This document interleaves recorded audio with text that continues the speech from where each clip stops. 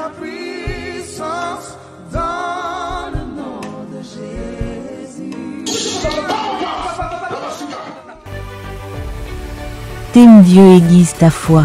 Orateur révérend Alain Ilunga. Restez à la joie. Alors c'est à la joie, acclamons pour le roi des rois. Acclame très fort, acclame très fort. Acclame très fort parce que c'est un Dieu puissant. Il est le Dieu merveilleux. Nous lui rendons gloire pour sa fidélité et pour son nom. Amen. Nous vous saluons tous au nom de notre Seigneur Jésus-Christ. Et nous croyons que ce dimanche, notre Dieu va encore nous faire du bien. Amen. Il va nous faire tellement du bien. Je ne sais pas si quelqu'un comprend, je se sens le dire. Amen. Notre Dieu ou mon Dieu va nous faire du bien. Amen. Amen. Quand tu crois en ce Dieu, tu ne seras jamais déçu. Si tu mets ta confiance en Dieu, Dieu ne te décevra jamais. Amen.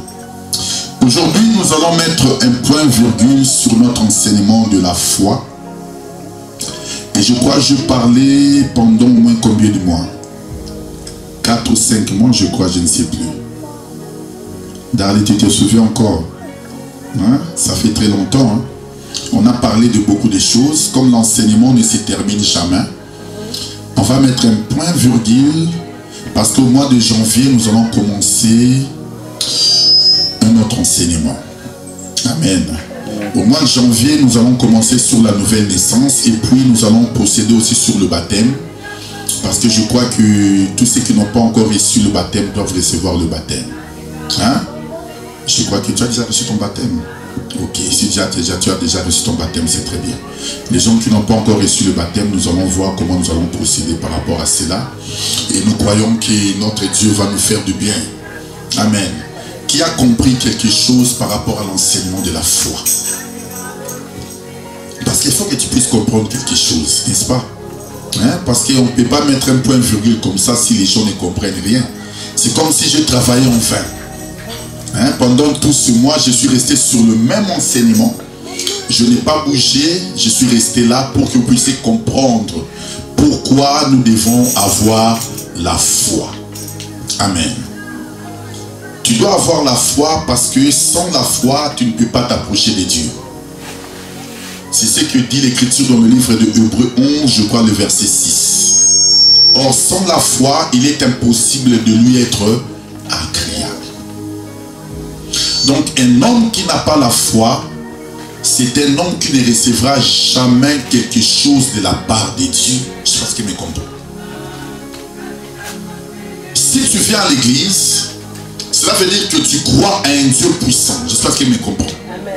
Tu crois à un Dieu qui est capable de réaliser ses promesses. Quand tu crois en Dieu, en d'autres termes, tu lui fais aussi confiance. J'espère qu'il me comprend. Parce que tu sais que dans tes problèmes, dans tes difficultés, il n'y a que Dieu qui peut te tendre la main et il n'y a que Dieu qui peut te relever. Même si le monde est en train de basculer, écoutez-moi très bien. Même si le monde est en train de s'écouler, mais toi, lorsque tu as la foi, tu resteras debout. Pourquoi? Parce qu'un homme de foi ne bouge pas. C'est ce qui me comprend. Un homme de foi ne bouge pas. Un homme de foi reste assis, constant, à croire en son Dieu. Amen. Nous avons parlé de beaucoup de choses. Je veux récapituler afin que vous puissiez saisir quelque chose par rapport à tout ce que nous avons parlé. Nous avons dit d'abord que si nous avons la foi, c'est parce que Dieu lui-même a créé par la foi, n'est-ce pas? Lorsque Dieu a créé l'univers, le Seigneur lui-même a créé par la foi. Et là, le monde que nous voyons, ce monde a été créé par la foi. Amen. Tout ça, le Seigneur te donne aussi la capacité, étant un enfant de Dieu, que tu puisses aussi créer par la foi. Qui comprend ce que je veux dire? Parce que la foi attire les choses de l'invisible vers le visible. La foi te fait entrer dans le monde spirituel pour aller arracher ta bénédiction et ressortir avec. Amen. Si tu n'as pas la foi, tu n'auras jamais la capacité d'entrer dans le monde invisible, d'entrer dans le monde spirituel pour ressortir ta bénédiction. Amen. Parce que Dieu, pour te donner, Dieu crée toutes choses. Et Dieu pose ces choses dans le spirituel. Tu dois avoir aussi la capacité d'entrer dans le spirituel pour aller arracher ta bénédiction. Parce que nous prions un Dieu qui est esprit. Dieu a créé aussi l'homme tripartite. L'homme est corps, âme et esprit. Amen. Lorsque tu pries, tu ne pries dans la dimension naturelle. C'est pour ça que beaucoup de gens jouent avec la prière parce qu'ils ne comprennent pas ce qu'est la prière. Quand tu pries, tu quittes le monde naturel, tu entres dans le monde spirituel. Parce que c'est dans le monde spirituel que tu as la capacité de recevoir toutes choses. C'est dans le monde spirituel que tu as la capacité de récupérer les choses que l'ennemi t'avait volées. Je ne sais pas ce que me comprend. Pourquoi? Parce que le diable est aussi un esprit. Ça veut dire que pour que le diable prenne quelque chose sur ta vie, pour que le diable te détruise, le diable doit commencer à te détruire d'abord dans le spirituel. Amen. C'est pour ça que tu dois avoir la capacité. Lorsque tu vois dans des songes que tu es en train de perdre des choses ou on est en train de te voler des choses, comprends que l'ennemi est en train de voler les choses dans le spirituel et tu verras ces choses se matérialiser dans le physique. Par exemple, tu peux avoir un sac, tu te promènes et tu vois comme si on t'a volé le sac. Pour toi, tu vois seulement c'est un sac qu'on t'a volé. En d'autres termes, l'ennemi t'a volé quelque chose dans le monde spirituel. Ce qui était à toi, l'ennemi l'a dérobé. Mais toi, tu l'as vu comme si c'était dans un songe. Amen. Maintenant, tu dois avoir aussi la capacité. Lorsqu'on te vole comme ça, lorsque tu te réveilles, tu dois prier maintenant. Entrer aussi dans le monde des esprits parce que la prière t'introduit dans le monde spirituel pour aller arracher les choses que l'ennemi t'avait dérobées. Je ne sais pas si tu me comprends. Jean 10, 10, tu peux prendre l'écriture. Qu'est-ce que la Bible nous dit? Jean 10, 10. Le livre de Jean, verset 10. Jean chapitre 10, verset 10. Vas-y, David. Prends le micro là. Prends le micro, Donda. Tu peux rester là, c'est pas un problème. Tu peux rester là, toi tu donnes le micro.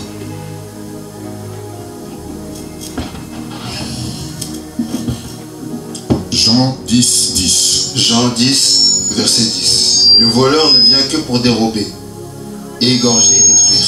Moi je suis venu afin que les brebis aient la vie et qu'elles soient dans l'abondance. Ok. Répète Jean 10, verset 10. Qu'est-ce qu'il dit? Le voleur ne vient que pour dérober et égorger et détruire. Ok, tu peux t'arrêter là. Pour voler, égorger et détruire. Vous voyez? Ça c'est le rôle du voleur. C'est-à-dire que lorsque le voleur se prépare pour venir te dérober, il ne va jamais te dire que je viendrai te voler à 10 heures, ni à minuit, à 23 heures. Amen. Est-ce que le voleur va t'appeler, écoute Joël, je viendrai te voler à 23 heures, prépare-toi. Amen. Ça veut dire que le voleur, lorsqu'il vient voler, c'est lorsque l'homme est distrait. Quand on est distrait, c'est là que l'ennemi vient pour nous voler. Il vole quoi? Il vole les choses qui ne lui appartiennent pas. Je sais qu'il me comprend. Le diable vient dérober ta bénédiction la grâce, les choses que le Seigneur a déposées entre tes mains, il vient pour pouvoir l'arracher. Afin que tu ne vives pas les promesses de Dieu. Je sais ce qu'il me comprend. Lorsqu'on t'a volé comme ça, en d'autres termes, l'ennemi t'a dépouillé de la grandeur, t'a dépouillé de la bénédiction que Dieu avait déposée sur ta vie. On ne vole que quelque chose qui ne t'appartient pas, n'est-ce pas? Il te dépouille de la gloire, il te dépouille de la grâce, afin que les promesses de Dieu, que tu ne le vives pas. Vous voyez? C'est pour cela il faut avoir la capacité, lorsque tu vois ces choses, où tu as perdu des choses, le Seigneur te montre dans la vision, ou dans un songe, de t'élever et de prier, en fait de récupérer ce que l'ennemi t'avait dérobé. C'est ce que je comprends. Si tu laisses comme ça, tu vas te rendre compte que même dans la vie naturelle physique, il y a des choses qui vont commencer à se fermer parce que l'ennemi t'a dépouillé de la chose que Dieu t'avait donnée. Je ne sais pas si quelqu'un me comprend.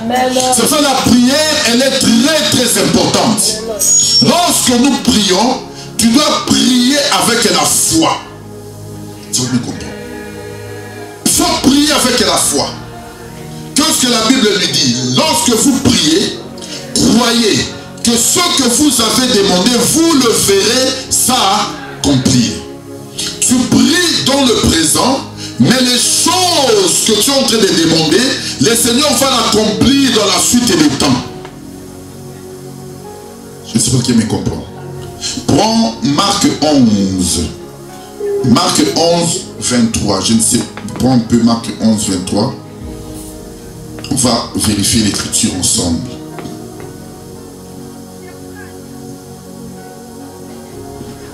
Qu'est-ce que la Bible dit?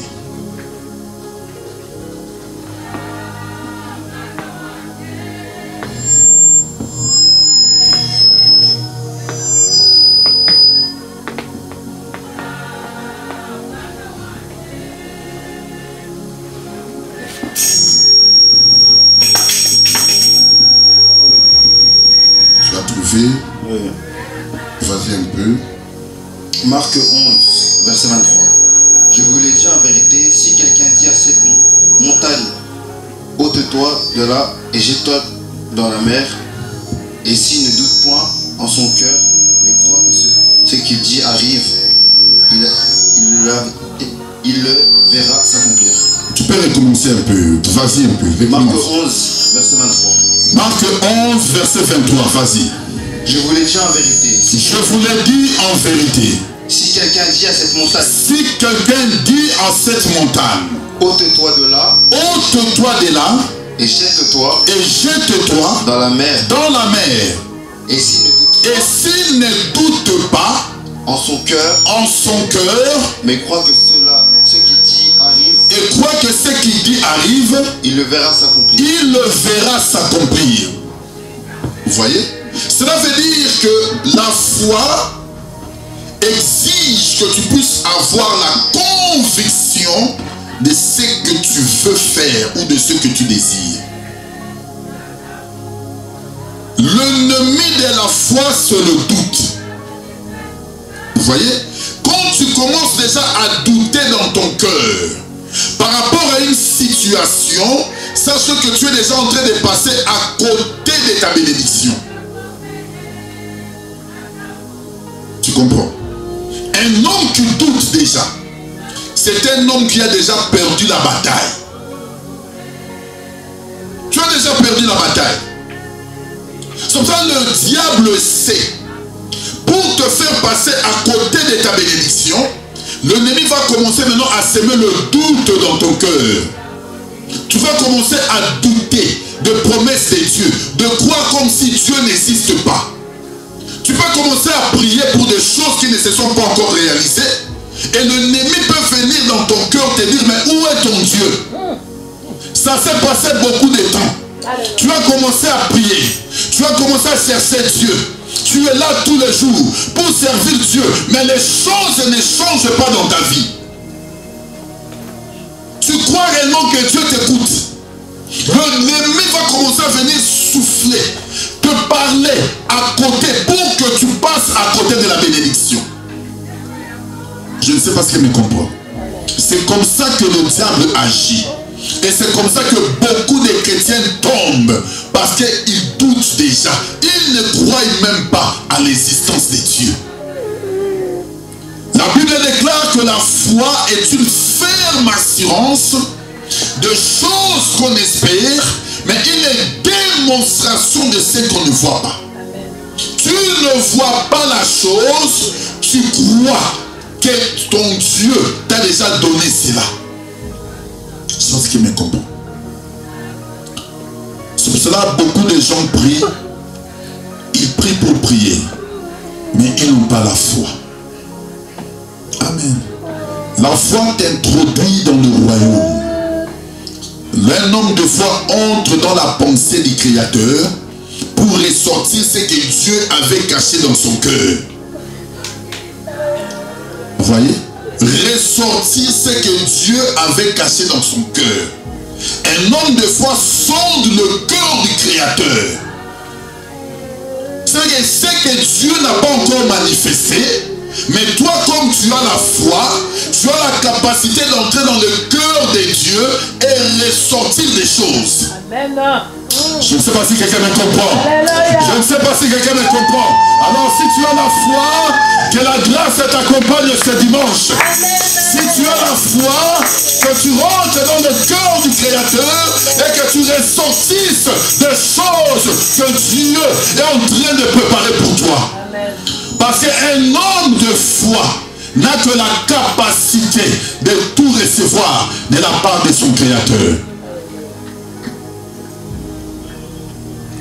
Tu vois la différence entre un homme qui croit et quelqu'un qui vient seulement à l'église. Amen. Tu peux venir à l'église sans la foi. Tu peux venir à l'église sans croire. Et tu resteras quelqu'un qui veut remplir seulement les chaises parce que tu ne vas rien recevoir de la part de Dieu. C'est cela, beaucoup viennent à l'église, ne reçoivent rien, après ils partent. Ils changent des églises. Pourquoi? Parce qu'ils croient qu'ils peuvent trouver la solution en changeant des églises. Lorsque tu crois en ton Dieu. Amen. Je sais ce qu'il me comprend. Si tu comprends ces choses, tu seras béni. La foi. Le diable est venu tenter le Seigneur lorsqu'il était dans le désert. Prends Luc 4. Luc 4.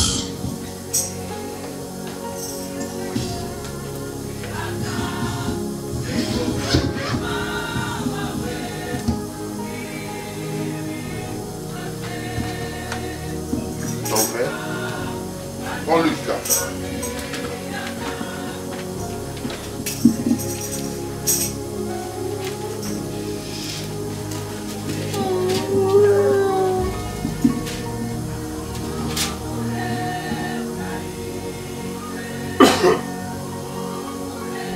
Prends Luc 4, prends le...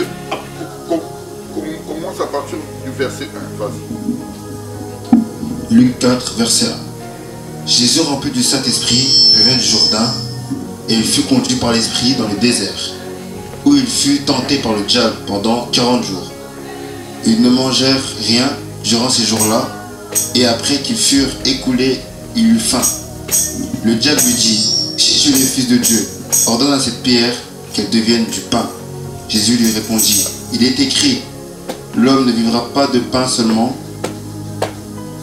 Le diable, l'ayant élevé, lui montra en un instant tous les royaumes de la terre et lui dit, je te donnerai toute cette puissance et la gloire de ce royaume, car elle m'a été donnée, et je la donne à qui je veux. Si donc tu te prosternes devant moi, elle sera toute à toi. Jésus lui répondit, il est écrit, tu adoreras le Seigneur ton Dieu et tu le servira lui seul. Le diable le conduit encore à Jérusalem le plaça sur le haut du temple et lui dit, si tu es le Fils de Dieu, jette-toi d'ici en bas, car il est écrit, il donnera des ordres à ses anges à ton sujet, afin qu'ils te gardent. Et ils te porteront sur leurs mains, de peur que ton pied ne heurte contre une pierre. Jésus lui répondit, il est dit, tu ne tenteras point le Seigneur ton Dieu. Continue. Après l'avoir tenté de toutes ces manières, le diable s'éloigna de lui jusqu'à un moment favorable. Ok. Qui a compris cela? Le diable vient tenter les seigneurs. Mais il vient tenter les seigneurs avec les Écritures. Il est écrit. Vous voyez? Ce n'est pas pour eux qu'on l'appelle c'est un malin. Il connaît les Écritures. Amen. Maintenant, toi, tu ne veux pas apprendre les Écritures. Tu ne veux pas apprendre, tu ne veux pas comprendre la parole de Dieu. Comment tu vas t'en sortir lorsque la tentation se présentera devant ta vie?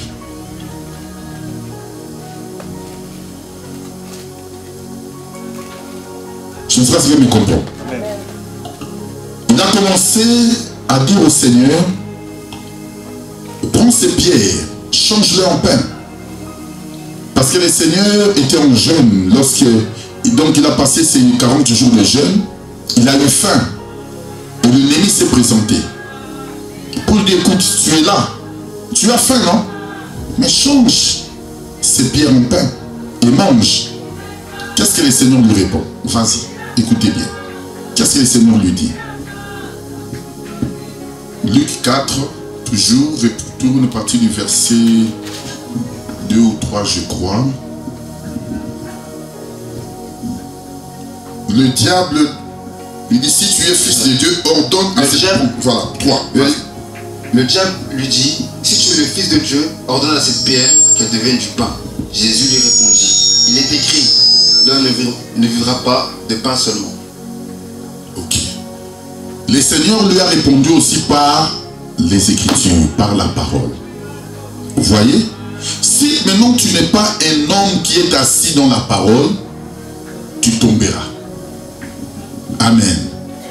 Le Seigneur a pris l'écriture de Deutéronome 8. Il a répondu au diable que l'homme ne vit pas de pain seulement, mais de tout ce qui sort de la bouche de l'Éternel. Il a répondu dans le livre de Deutéronome 8. Gardez Luc 4. Prenons le livre de Deutéronome 8. Deutéronome 8.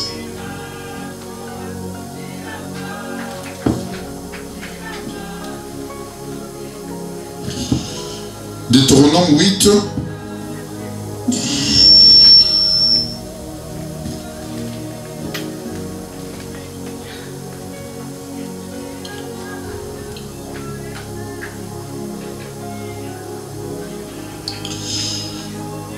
Tu prends le verset.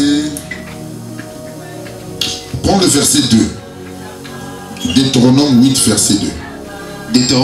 Deutéronome 8, verset 2. Oui, vas-y. Souviens-toi de tout le chemin que l'Éternel, ton Dieu, t'a fait faire pendant ces 40 années dans le désert, afin de t'humilier et de t'éprouver pour savoir quelles étaient les dispositions de ton cœur et si tu garderais ou non ses commandements.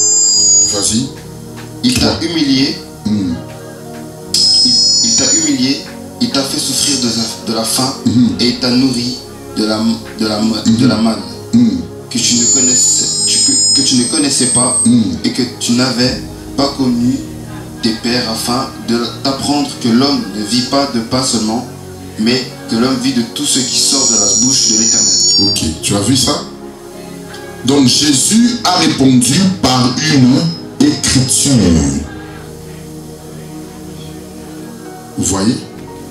Maintenant, si tu es quelqu'un qui ne lit pas la parole, lorsqu'il y aura la tentation, comme je viens de dire tout à l'heure, tu tomberas. Parce que le diable aussi vient avec les Écritures. N'est-ce pas? change ce pierre en pain. Est-ce que Jésus n'avait pas la capacité de changer ce pierre en pain? Si. C'est même ça la mission de Jésus sur la terre. Je sais ce que me comprend. La mission de Jésus sur la terre était de venir changer des pierres en pain. Je pense qu'il me comprend. Parce que les pierres représentent aussi des hommes. Mais les pierres représentent l'incrédulité. Des hommes qui sont des pierres représentent toute une nation qui n'avait jamais connu Dieu. C'est ce qu'il me comprend. Le Seigneur est venu sur les siens, mais les siens ne l'ont point reçu. Et à tous ceux qui l'ont reçu, c'est vrai que nous qui étions éloignés, nous étions comme de pierres. Parce que nous n'avions pas connu la grandeur et l'amour de Dieu. C'est ce qui me comprend. Alors le Seigneur est venu maintenant pour de pierres incrédules, les gens qui ne connaissaient pas la loi de Dieu, afin que nous puissions avoir un cœur de chair, un cœur de pain, un cœur repenti, un cœur qui s'est converti. Vous voyez, c'est ça, changer le pierre en pain, la conversion. Un homme qui quitte l'incrédulité, le Seigneur change aussi son cœur. Il lui donne un nouveau cœur. De la même manière, lorsque Saoul était devenu roi, lorsque Samuel a oint Saoul, la Bible déclare que Dieu a changé le cœur de Saoul. C'est ce qui me comprend. C'est que lorsque tu crois en Dieu et que tu donnes ta vie au Seigneur, tu crois au Seigneur comme Seigneur et Sauveur, lorsque le Saint-Esprit vient dans ta vie, le Saint-Esprit te donne un nouveau cœur. Je sais ce qui me comprend. Là maintenant tu commences à marcher selon la parole. Pourquoi? Parce que maintenant l'Esprit de Dieu va commencer à te conduire dans le droit chemin. En d'autres termes, lorsque tu t'es converti, Dieu enlève le cœur, ou bien le cœur de pierre, pour te donner maintenant le cœur de chair. Tu deviens maintenant enfant de Dieu. C'est là maintenant que tu vas commencer à aimer la parole. Tu vas commencer maintenant à aimer Dieu, à chercher la volonté de Dieu dans tout ce que tu veux faire, à chercher que le Seigneur puisse te conduire. Tu vas commencer à te contempler et à passer ton temps dans la présence du Seigneur. Parce que tu ne peux pas servir Dieu si Dieu ne change pas ton cœur. Je ne sais pas si quelqu'un me comprend. Tu ne peux pas servir Dieu si Dieu ne change pas ton cœur. C'est ça que je proclame. Je déclare ce dimanche que le Seigneur touche ton cœur. Que le Seigneur te donne un nouveau cœur. Que le Seigneur t'introduise dans sa maison afin que tu vives la grandeur. Parce que si Dieu change ton cœur, c'est là que tu auras la capacité de pouvoir le célébrer et le louer. Amen. Parce que tu as un nouveau cœur. Vous voyez, les gens méchants, ce sont des gens qui ont des cœurs incrédules. Tout commence par là. Tu vois quelqu'un qui est méchant, un homme qui n'a pas d'amour, c'est un homme qui a un cœur incrédule. Amen. C'est un homme qui a la calomnie, un homme qui ne fait que faire du mal, calomnier les autres, parler mal des autres. Ce sont des hommes qui n'ont pas de cœur, n'est-ce pas?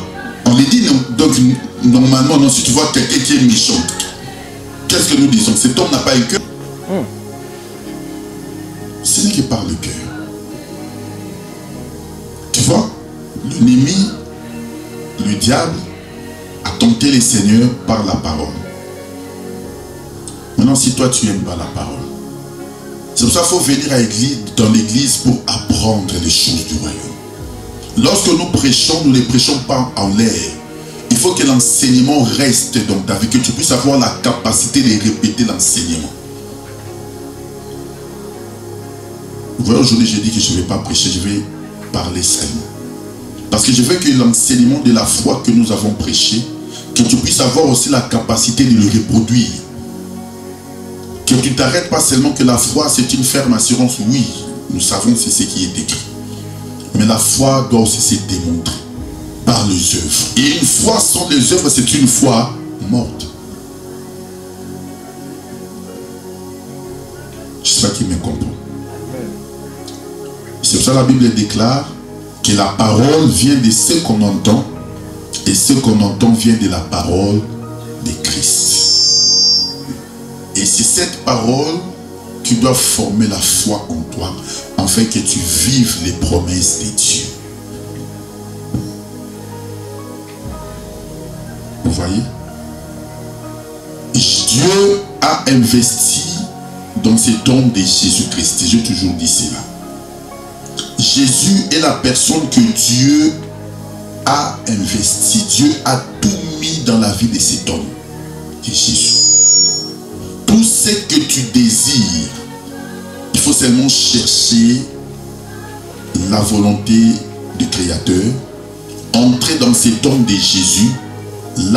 C'est là que tu auras la capacité de ressortir avec toutes choses. Jésus est comme un coffre-fort avec des codes. Amen.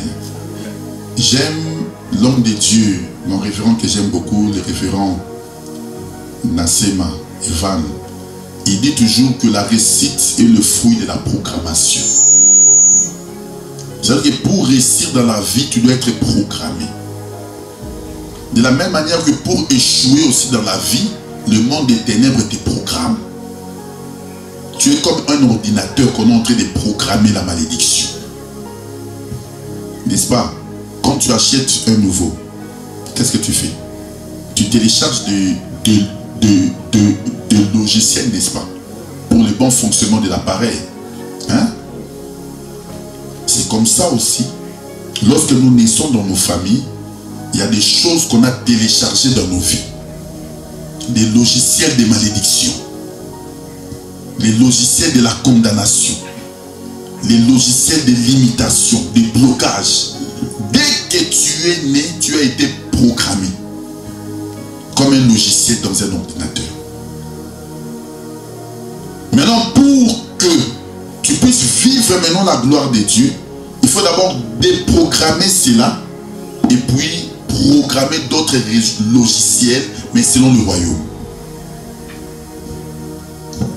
Est-ce que la nature ne nous enseigne-t-elle pas? C'est pour ça que la vie de la prière, elle est très importante dans la vie d'un enfant de Dieu. Quand tu pries, quelles que soient les paroles, la malédiction, la condamnation, tout ce qui a été programmé sur ta vie, tu auras la capacité de déprogrammer cela et programmer maintenant les bénédictions de Dieu sur ta vie. Je sais ce que me comprend. C'est pour ça que pour réussir cela, tu dois être quelqu'un qui est assis maintenant dans la parole, qui aime la parole, qui sert Dieu avec amour, avec fidélité. Et c'est là que tu verras la malédiction, les condamnations, le projet diabolique qui vont commencer à tomber un par un. Amen. Donc, il y a beaucoup de vidéos, Joël doit encore monter sur la foi. Et on aura la capacité de revenir là-dessus. Comme je dis qu'un enseignement ne se termine pas. Au mois de janvier, nous allons commencer la nouvelle naissance. Et je crois que ça va vous aider parce que la nouvelle naissance, on parlera aussi de la foi, mais on parlera beaucoup plus d'une nouvelle vie en Jésus-Christ. Et c'est ça qui va nous ramener jusqu'au temps de baptême et nous allons faire les services. Amen. Le dimanche prochain, c'est notre dernier dimanche de l'année. Donc nous allons prier ici à la même heure. Nous allons faire la Sainte Seine et nous allons partager après quelque chose pour pouvoir nous introduire dans une nouvelle année. Je vais prier pour tout le monde. Après la Sainte Seine, je vais faire les services d'huile d'onction. Je vais déclarer des paroles prophétiques, alors ne manque pas les dimanches. Si tu rates les dimanches, je ferai que les services au mois de janvier, si le Seigneur le permet. Alors tu vas attendre. Hein? Commence l'année avec une onction. Amen. L'onction se télécharge. Donc nous allons commencer cette année avec la grâce de Dieu. Tu vas commencer cette année avec la bénédiction de Dieu. Et tu verras que les choses qui ont été bloquées vont commencer à se débloquer parce que c'est l'année de l'ascension. C'est l'année de la hauteur. Tu es resté trop en bas. Il faut maintenant que tout monte. Amen. C'est l'année où nous allons vivre des grandes choses dans cette église. C'est l'année où le Seigneur va nous visiter et nous allons vivre la gloire de Dieu. Alors préparons-nous à de grandes choses. Amen. Un homme grand doit aussi voir de loin. N'est-ce pas? Il ne faut pas voir seulement là où tu es. Donc il faut que tu puisses voir déjà les choses dans la dimension de l'esprit. Voir déjà les choses grandes qui sont en train d'arriver. Et c'est là que le Seigneur va encore nous bénir. Amen. Amen. Nous allons prier parce que l'heure est tellement avancée. Tu vas prier maintenant là où tu es. Tu vas glorifier le Seigneur pour ces moments. Tu vas dire, Seigneur, nous te remercions parce que tu es Dieu, tu nous as fait du bien, tu nous as parlé. Seigneur, active encore la foi en nous. Que nous soyons des hommes et des femmes de foi. En fait, que nous puissions te servir avec abondance. Que nous puissions te servir avec force. Dispose-nous, Seigneur. Dispose de nos cœurs. Commence à prier maintenant là où tu es. Seigneur, Père de gloire, nous te disons merci. Nous te rendons gloire pour ta fidélité, pour la grandeur de ton nom. Nous te disons merci parce que tu es le Dieu merveilleux. Un Dieu qui s'élève au-dessus des cieux. Un Dieu qui marche devant son peuple. Nous te disons merci pour la faveur. Nous te disons merci pour ces cultes. Sois élevé, Seigneur. Nous abandonnons, Seigneur, notre culte de dimanche prochain entre tes mains. Seigneur, accompagne-nous, Seigneur, parce que nous serons là pour t'élever, te servir. Nous serons là, Seigneur, pour vivre ta grandeur et ta gloire. Seigneur, donne-nous la capacité de pouvoir t'élever, la capacité de te servir, la capacité de te louer, que nous puissions vivre encore ta grandeur. Au nom de Jésus-Christ, nous annulons tout ce qui n'est pas de toi. Nous annulons tout ce qui était de l'ennemi, tout ce qui venait dans le monde des ténèbres. Père, soit détruit au nom de Jésus-Christ. Seigneur, nous abandonnons nos familles, nous abandonnons, Seigneur, tout ce qui nous appartient entre tes mains. Que cette nouvelle année soit une année de grandeur, une année de gloire, une année d'ascension. Seigneur, que ta gloire et que ta main puissante puisse nous accompagner au nom de Jésus. Au nom de Jésus. Au nom de Jésus. Au nom de Jésus. Nous avons ainsi prié. Amen. Amen, amen. Nous acclamons pour le règlement. Nous avons fini et nous nous retrouvons les dimanches prochains par la grâce de Dieu. Amen. Adresse église 173 boulevard du Triomphe 1160 Auderghem.